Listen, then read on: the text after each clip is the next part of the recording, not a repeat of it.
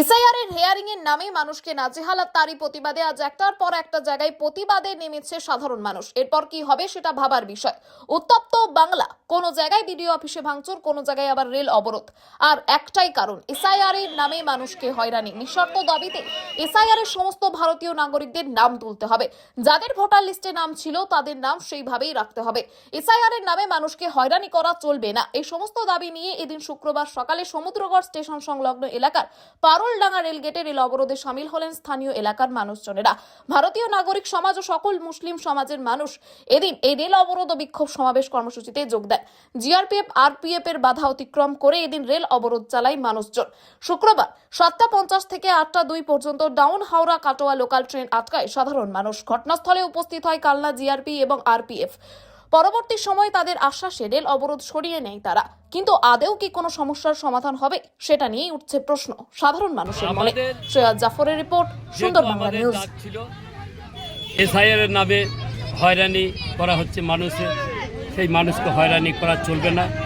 কালকে থেকে পুলিশ প্রশাসন, এলাকার সরকারের যারা কর্মকর্তা আছে, আমাদের প্রচার যতক্ষণ থেকে শুরু হয়েছে, পুলিশ প্রশাসন বারে বারে আমাদেরকে এই অবরোধ, এই আন্দোলন বন্ধ করার জন্যে অনেক চক্রান্তকারীদের সাথ দিয়ে আমাদের এই আন্দোলন রোখার জন্যে অনেক চেষ্টা করেছে।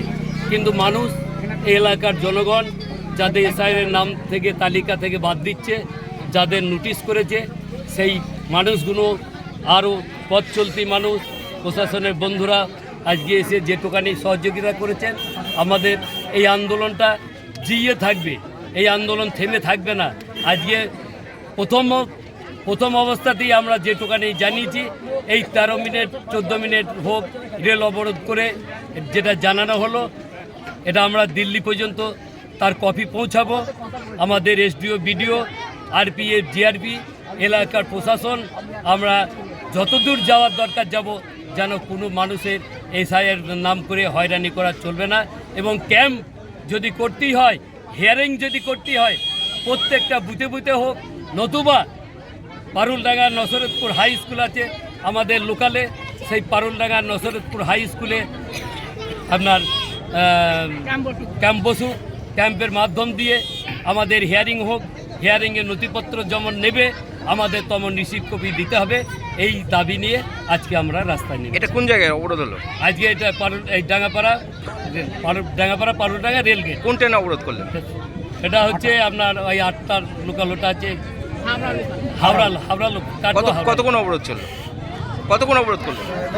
না, 13 মিনিট ছিল। 13 মিনিট। কি বললেন রেল অফিসার? আমাদের এখানে যারা আরপিএফ, জিআরপি, সিআই, আমাদের লোকাল থানার বড়বাবু কথা দিয়েছে, আপনাদের হয়ে আমরা বিডিও, এসডিও, নির্বাচন কমিশনকে কাছে আমরা জানাবো। আপনার নাম? আমার নাম রফিজুল শেখ, ডাক নাম কালো। আমরা এই আন্দোলনের ডাক দিচ্ছি।